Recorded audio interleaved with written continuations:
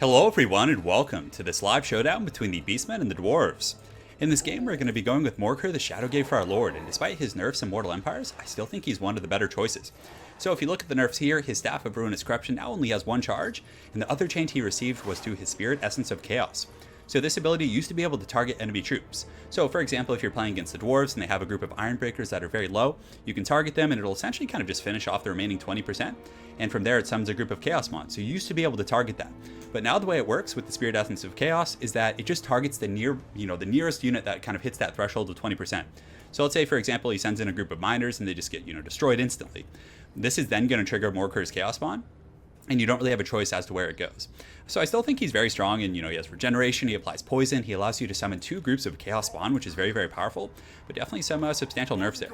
So let's go ahead and get our archers in the back. So I definitely think you need Ungor Raiders. They're very good at taking out Rangers. So for example, if they bring the, what are those guys called? It's been so darn long since I played them, but the Althar's Raiders, you're able to take them out relatively quickly. We also do have chariots. Though the dwarves do have better answers against chariots now with the Tormentor Sword and some of the other snare abilities like the Rune of Wrath and Ruin, I still think that chariots are extremely good against the dwarves. And if they miss that Tormentor Sword and don't really get a good snare and you're able to get in there, it's just going to be devastating. So let's get the show on the road and see how it goes. Also, guys, that's another reason why you bring Harpies, because Gyrocopters are a decent pick against the Beastmen. They have armor piercing, they have bombs. Well, it depends on what kind he brought, so let's go ahead and see. So he brought the Brimstone gun, so that's a pretty good counter to Chariots and Gorbals, who both have, a fair amount of armor. And I don't think this thing actually has a true anti-large bonus. I'm pretty sure it doesn't. So it does say anti-large, but no, it does not have a true bonus. So the Chariot's going to be kind of marching in right here, so we're going to go ahead and pull it back right now. Let's get the Harpies in group 5, and we can just kind of send the Harpies in. Uh-oh, that's not good. What kind of a cannon contraption is this in the forest? I think he does have looks like some bolt throwers and a grudge thrower. All right, cool. So we're going to pull back through, just kind of keep our main army advancing, and let's go ahead and take this moment to look at his troops. So Dwarf Warriors in the front line. These guys are going to get destroyed by the Bestigor herd, so you definitely actually need AP in this matchup, I think. Like, bringing a few Longbeards with great weapons is a very, very safe pick. So the Chariot is relatively safe. He has kind of pulled back with his Gyrocopter. Let's get these guys kind of running around the flanks and get the Harpies chasing the Gyrocopter. So you probably wouldn't think Harpies are great in this matchup because they are weak to missile fire and they're not great against armor, but being able to screen out Gyrocopters with Harpies is extremely valuable. So we're going to fly in there right now. My opponent might start shooting the Harpies with the Bolt Thrower. That wouldn't be a terrible idea to kind of pick them out of the sky, because Bolt Throwers don't do the most damage anyways. It looks like he tried there, but they're not the most accurate things, that's for sure. So we're kind of flying in there a little bit. The artillery is now going to be shooting at Bestigor herds, which is definitely his best choice right here. So the Chariot we can go ahead and pull around the side, although maybe we pull it down and across the front. I think there's so much more room, although he is kind of camping a little bit in the corner. So yeah, I think we just kind of stay over there with that one. All right, great. So the Hounds can go ahead and posture right here. We'll get the Chariot kind of and he does have a Thane right there. So he's basically just waiting to snare us. So we're going to be using the Chariot in the front line. Let's go ahead and engage on the Brimstone gun right there. And good. Yeah, so you can see he has his Thane Goon Squad. So basically he just wants to use that Tormentor Sword. But when you invest in 2 Thanes like that, it makes your army very thin. So if we don't really reward him for bringing those, we just play very conservatively, I think we're going to be just fine. So let's go ahead and get the frontline engagement going like so. Let's get those Bestigors going over here. Morkur wants to go in the front line as well. And all right, so far so good. Let's get these Raiders right here, these Ungor Raiders, and have them just target down Quarrelers, which obviously isn't the most effective, but it still gets the job done, guys. So he doesn't really have anything worth like using a Fate of Yuna on. Does he have like the Warriors of Dragonfire Pass or anything like that? Doesn't look like it. So let's get these Poison Hounds out and start pressuring a little bit. These guys are in the front, so we're just going to kind of slam them in here, and let's slam these guys in here as well. So even if they do get snared, while those other units are nearby, like if I get snared in the middle of the fight on my Gore Herds, I'm still going to be safe because he won't be able to surround my Chariots. So let's go ahead and pop this. He did. Oh yes, does he have Belagar Ironhammer? That's pretty cool. So let's actually use a Fate of Bune on those Slayers over there. Although I think he has Dragonback Slayers. No, he doesn't. But look how well the Harpies are doing against the Gyrocopters. We're really able to shut those guys down. So let's go ahead and jump on the back with our artillery pieces here. You can see the Thanes coming out to kind of snare, so we're going to kind of feign back a little bit. And the Chariots are going to be slamming into the front, although he does have the charge defense, so maybe we just go here. I think it's okay, since we have the Bestigors kind of supporting. The other Chariots have gotten through, so we can just start running rampant right here. So Morkur's in pretty good shape. Let's go ahead and summon some Chaos Spawn in the back here, so hopefully they'll do some pretty good work. And I have choices here. I probably want to just have him take out this Grudge Thrower so it doesn't shoot at my missile units. This Chariot's doing all right, so let's go ahead and pull it up and through. He might use his Tormentor Sword, but it's no problem. These Chariots are a little bit compromised, so let's push them through the back. And I think the fight's going pretty well. Our Raiders are just kind of peppering down those Quarrelers with sheer numbers, and you see how he's waiting so long for the Hounds over there? Now we're going to pull him back in. And our caster, wait, man, our caster is just taking a beating. So let's actually go ahead and Spirit Leech this Thane. I think that might be fine. And the caster does, when you guys need to get in there, what are you guys doing? You guys are just chilling, not doing what I ask, just causing problems, Alright, so we're going to use that Jagged Dagger right now. Let's get Morkur pulling back a little bit. We definitely don't want to be fighting Belgar, and our chariots are online. So now we can start just kind of ramrodding these guys and hopefully doing a pretty good job. And yes, the hounds have gotten by, so we waited a long time, and I think he might have used the Tormentor Sword, I'm not sure. But yes, the chariots they're here. It's finally happening, guys. So we're going to kind of, just keep charging in with these chariots, trying to do the best we can. And the frontline fight should go fine. I mean, Dwarf Warriors are very strong against, like, not Bestigors, but against Gore Herds, but against Bestigors, they're going to falter really, really hard. So you guys can see the bounce power starting to shift pretty heavily in our favor. It looks like our Lord did rout off. I think my opponent did use the Tormentor Sword right there. So let's get the Bestigors in there to kind of clean up shop. And honestly, I don't know what else he can really do. I mean, we have his backline compromised so heavily that it's just going to be so hard for him to come back. And you guys notice that a second group of Chaos Spawn did indeed summon, and that wasn't anything I did. It just triggers off a nearby unit being relatively low. So our caster should rally here in a moment. We should be able to get that Spirit Leech on this guy. So let's go ahead and use that on the Thane. Even though magic, isn't the best against the dwarves, it still does a little something, something. So let's get these chariots right here, pull these guys down. Let's also get these harpies kind of re-engaged here. So these guys are going to slam in there. These guys we can pull back and prepare for another cycle charge. Let's actually go after that Grudge Thrower crew. And we do have a Fate of Buna coming up, so we can go ahead and cast Fate of Buna. We definitely don't want to waste it on miners, but I mean, honestly, he doesn't really have much left, so I think we just do it, just like kind of, lower him down a little bit. So let's go ahead and just reposture up right here and get ready to start fighting on that flank. We'll push in these guys over here. It looks like this Thane is pretty much offline for now, and yeah, so far so good. A lot of chariots, still very strong against the dwarves. And I mean, if you do have two Thanes, you can kind of play around it because Thanes are still very slow. So you guys notice I didn't have to like engage in that situation. I didn't want to. So, all right, get in there. Wild hogs, wild hogs. All right, there we go. So our other chariots back here, we can go ahead and slam into these Slayers who obviously you don't typically want to charge chariots into Slayers, but in this situation, I think it's relatively safe. So yeah, guys, pretty quick game. So maybe we'll make this a double cast and have some fun. So yeah, the Bestigors perform really well. Ungor herds are, very efficient at kind of with just sheer numbers, and they also have stock. So the nice thing about having stock on missile units is that you're not going to be taking a ton of missile fire as you advance. You're not really going to get hit till you get there, which is really good. And yeah, I like them quite a bit. The Harpies were able to hard counter the Gyrocopter, and in terms of like a cost trade, this is like 600 to like 800 or something. And the Harpies are able to kind of get more value after that. So definitely some good stuff. But yeah, just using the chariots in the front line, so just doing that, it kind of like screwed up his plan a little bit because he allocated so many resources to like the outside flank, and I was able to just collapse the middle, and as soon as he then came and committed to the middle, I was able to go up and around with the hounds and the other chariots and just get a little bit crazy. So I definitely recommend maybe still using traditional troops to protect your flank and just keeping the Thane like front and center, and then from there you can kind of like rotate around and do as you please. So let's see what we get, guys. Sorry about that. Just having a sip of water here. And it's go time. All right, so we're fighting Martin the Martian. I like it.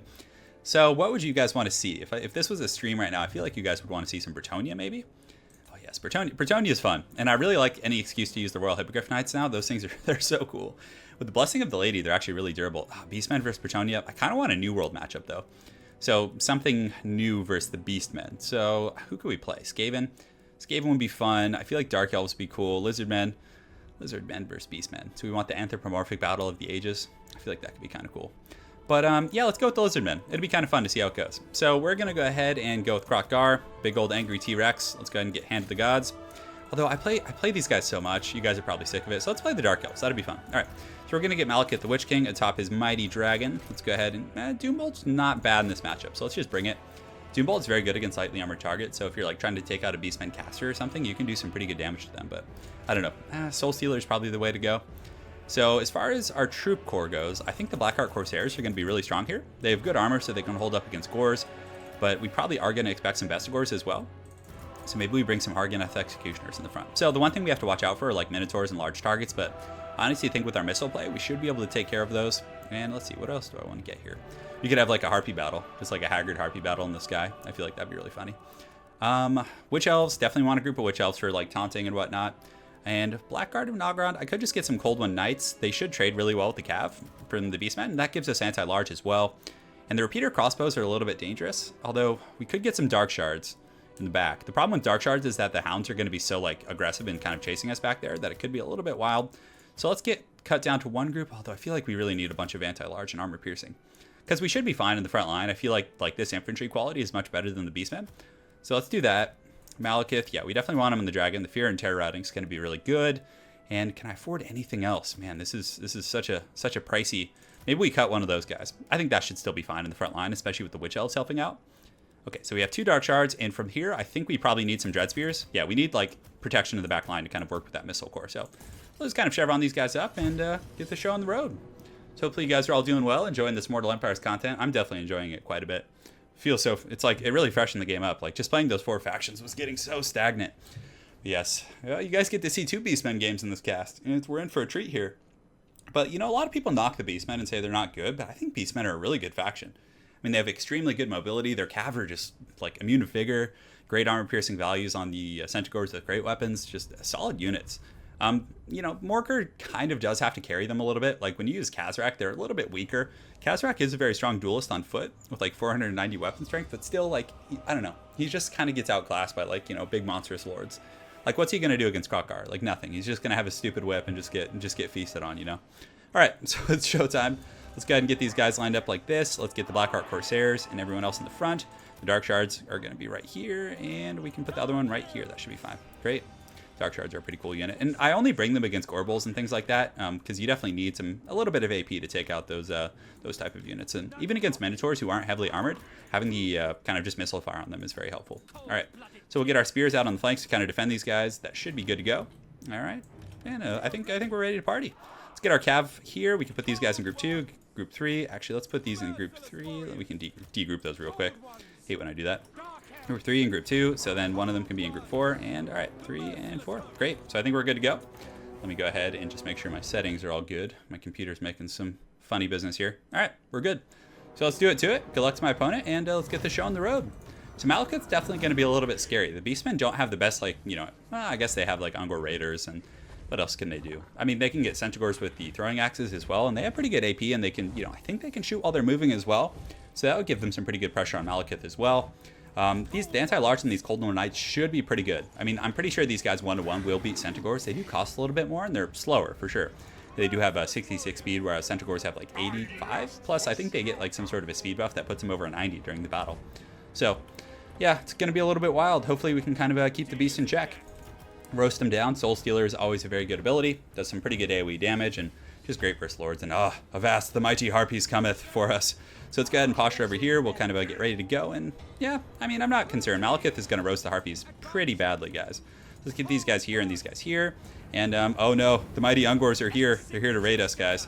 They're raiding in the land. So Malekith could fly over there. I mean, honestly, we probably could. Yeah, let's go ahead and do that. And he's already getting some decent damage on me in the front. So we're going to get our archers and kind of start to skirmish a little bit. So we do have the chill wind, so we can go ahead and pop that right there. Can we get that? Is that going to go?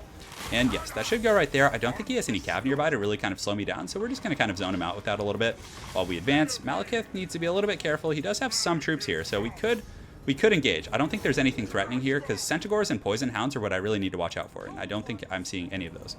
So Malekith can go in and kind of feast on some of these guys, and now that they're like kind of bunched up, we can go ahead and do a little bit of this, and oh man, that did some okay damage. Not as good as I thought, but you know what? I'm not going to complain.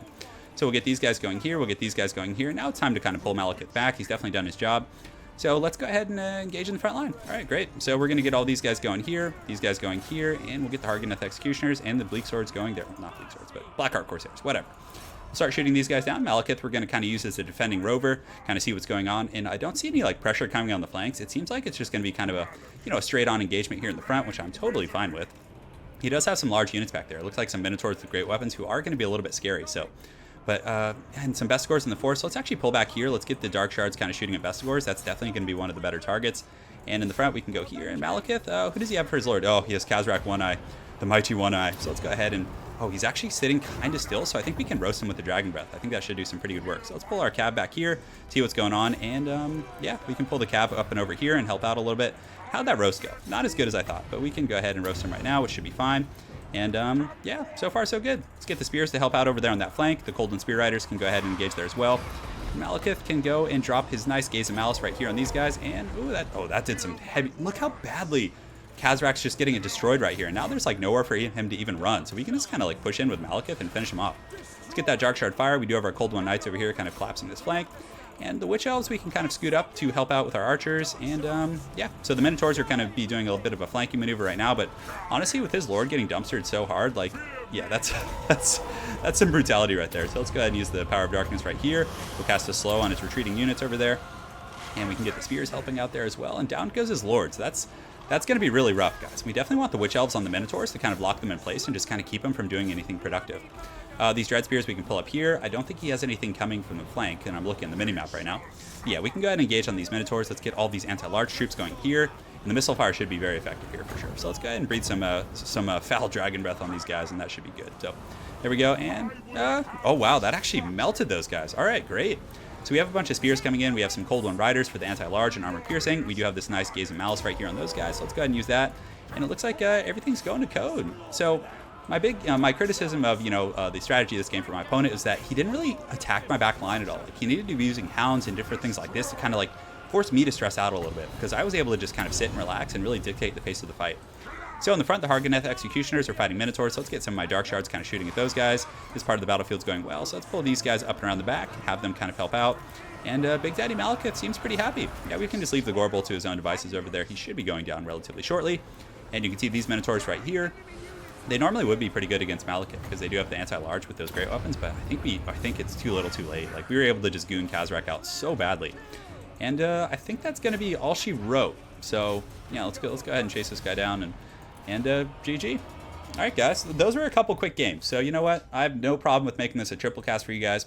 Let's do it to it and have some fun. But really, his front line just really didn't have the like. I think he needed a couple more best scores in the front line.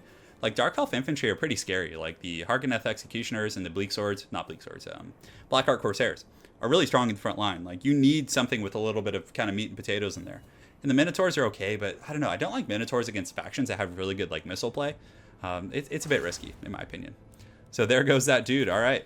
There goes that dude indeed. So let's go. And is that the same guy? Or is everyone just playing Beastmen right now? I have no idea what's going on here. What treachery is afoot? All right, so let's go with the High Elves. We're going to go with Teclis right here, I think. Yeah, Teclis should be good.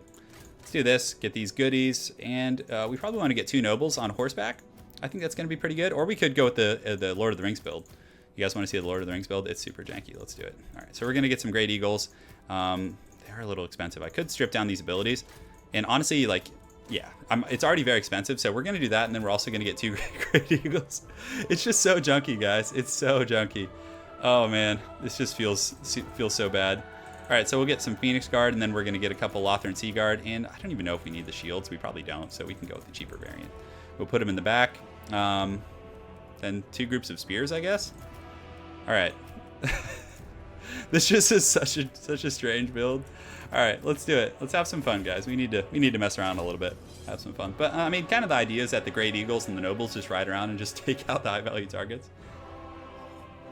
You know, very Lord of the Rings-esque. We have a bunch of eagles just coming in our time of need to take out some of these foul beasts. So, but aside from that, the White Lions are going to be pretty good in the front line versus most of the Beastmen troops. They'll trade relatively evenly with Bestigors. Then we do have the Phoenix Guard for anti-large and Gorbals, and of course the Lothern Sea Guard. Like, even if he does get through with Centaurs or anything, they have anti-large, and they're very good versus like lightly armored large targets. So, yeah, we'll see how it goes. We got a bunch of angry eagles, very quick.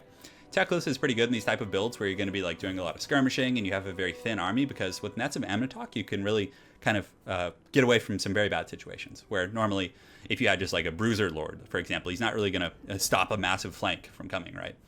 So, all right, it's showtime. We're on the Iron Mountain Pass. So let's see how it goes. So this is actually a map I really like from Total War Warhammer 2.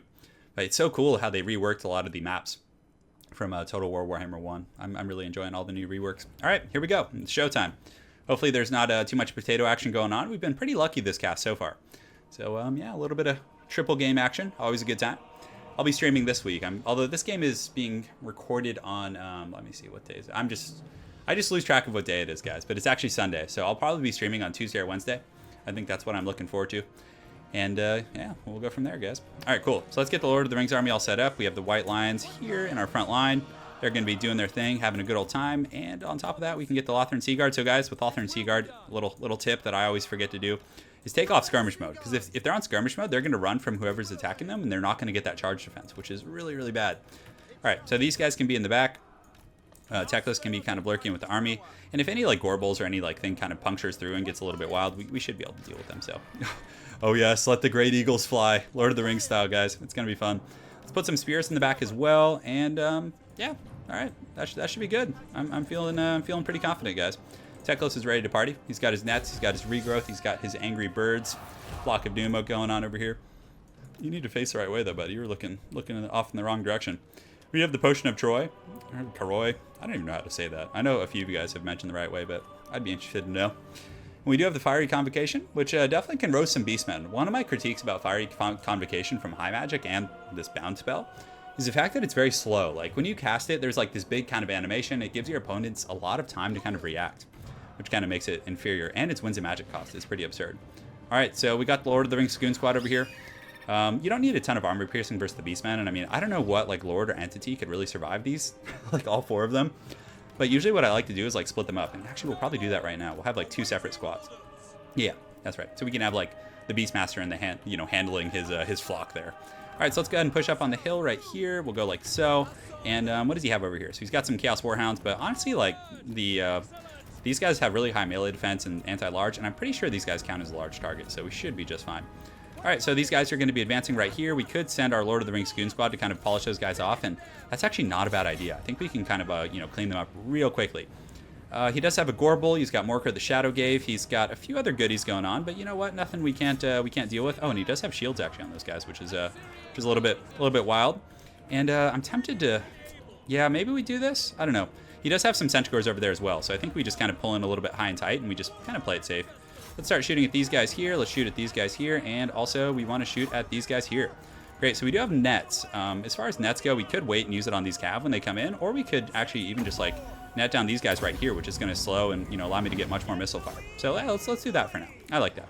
Great, so they're netted down right there. We can get a Flock of Doom, but I think I'm going to let my Winds of Magic kind of regenerate a little bit more first.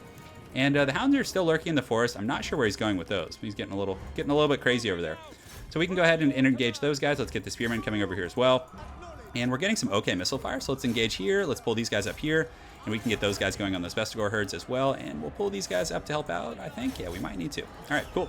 So everything's going relatively to code. We're getting some healthy missile fire. You can see our Goon Squad over here is fending those guys off, so let's pull them back. This other Goon Squad is fighting in the main fight, doing some okay damage against those guys. And the Lothran Sea Guard, you guys need to pull back here. Let's get the Phoenix Guard going, and Teklas can go ahead and use a nice juicy Flock of Doom. That's not the best cast. Let's go and get that a little bit higher up right there. Yes, that's good. And you know what? Why are we engaging there? We can just like kind of pull up the hill and just kind of kite him back a little bit. Let's get those Lothran Sea Guard shooting again. Let's get these guys shooting here. And it looks like our Goon Squad's doing pretty well. So we're zoning out his kind of Cav Harass on the flanks. And he does have some Hounds coming around the back, but we do have Phoenix Guard to intercept them, which is, not the best use of Phoenix Guard, but it's not terrible. So let's go over here and intercept these guys, make sure we kind of get our paws on them, keep shooting at these dudes. And all right, so far so good. So let's jump on these guys right here, and we can get our Lord out. Oh, that's a little bit dangerous. So I kind of screwed up a little bit there, letting myself get caught there, because if that Gorble or those other guys were able to catch me, man, that could be some bad news. So we do get that Fiery Convocation off. So let's see how that does. Okay, we got a little bit of roasting action going on.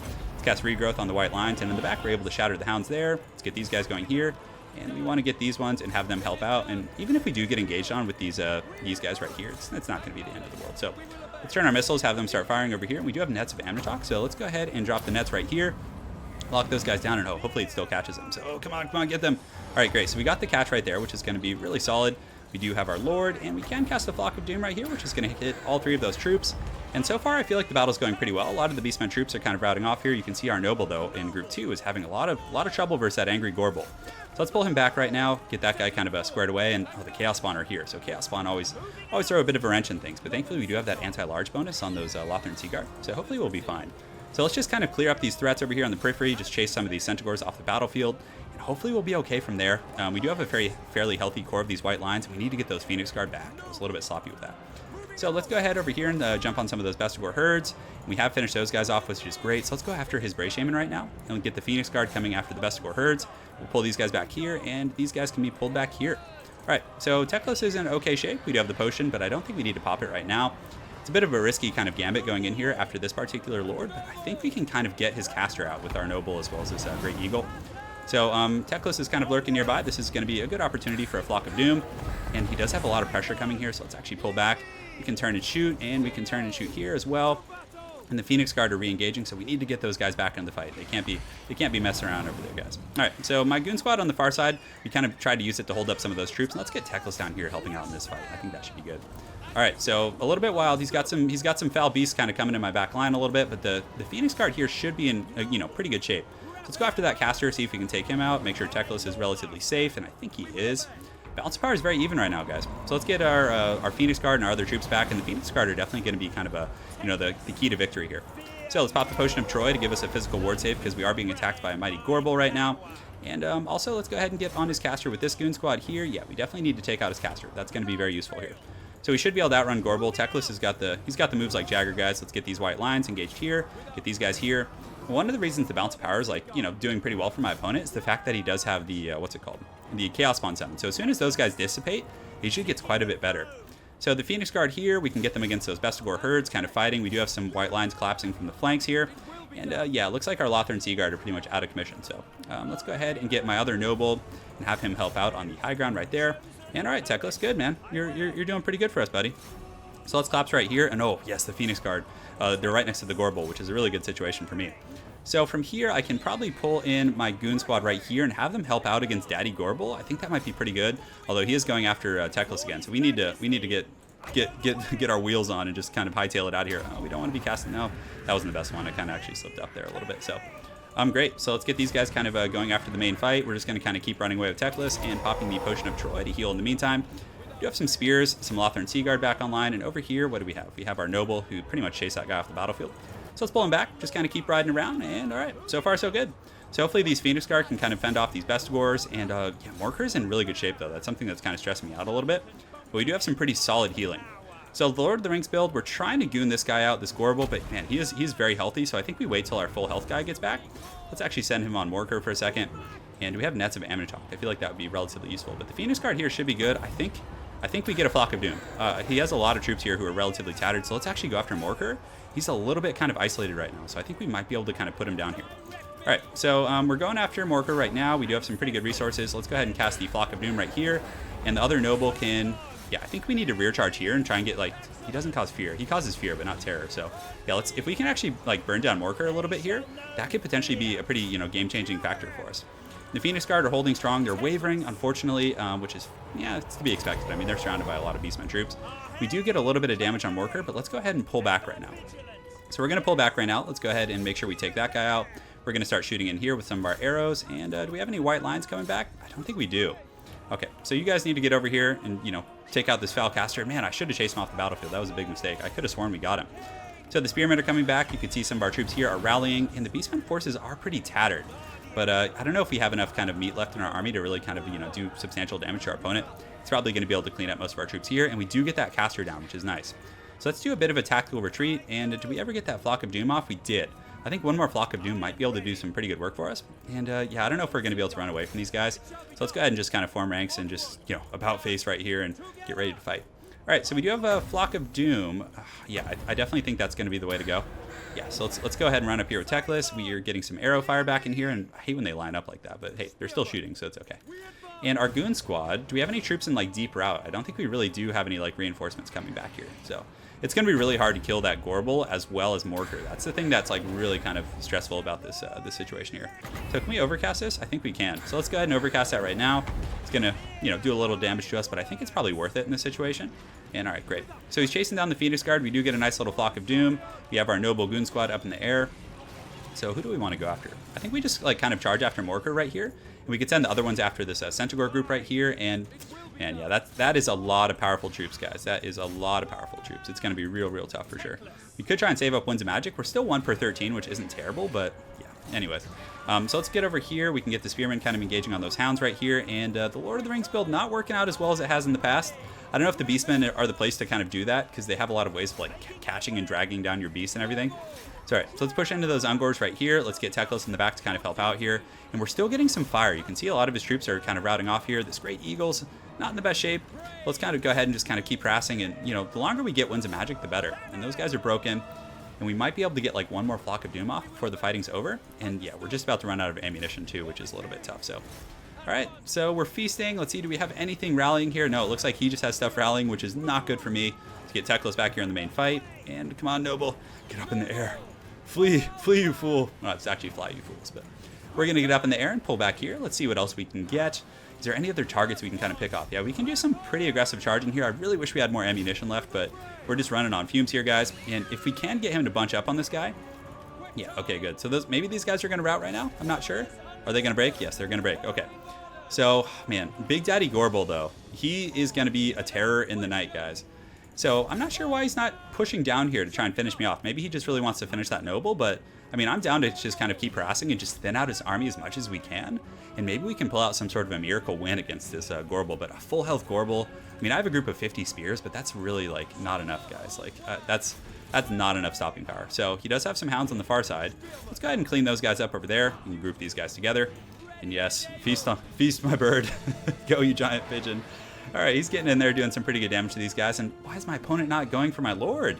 He should really be going in there to finish me off. All right, so we're going to pull up here and maybe see if we can kind of, harass some of these guys in the back. And we do have a regrowth too, so maybe we can get a little something from that. I'm not sure. Come on, bird. Come on, you stupid pigeon. Get up in there. How much armor does he have? Oh, no. Get up. Fly, you fool. Oh, man. That was straight up like a horror movie scene, like where like the killer's coming around the corner. And all right. So let's go ahead and jump on Morker right here. Just kind of get our troops positioned on the high ground. So at least we have that advantage going for us. But we are taking some arrow fire, which is not good. Because, again, he only has 60 armor. So any arrow fire he's going to take is going to be really ugly. So do we want to use a Flock of Doom?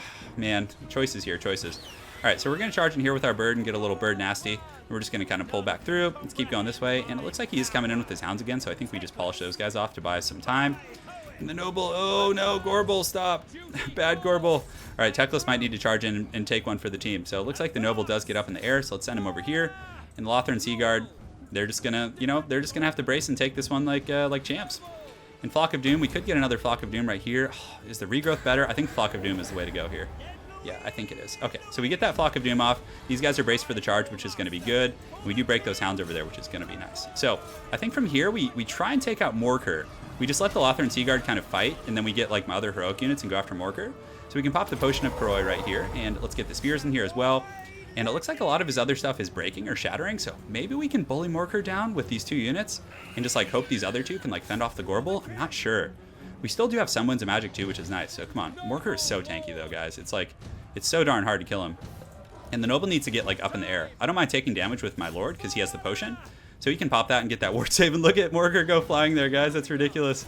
All right, so the noble's back up, but we can't let the noble get caught. That's like our one saving grace because it's like distracting Gorbel. And in the meantime, you can see that Morker is actually kind of getting bullied by Teclis. So Benedict Cumberbatch getting a little bit wild over there, guys.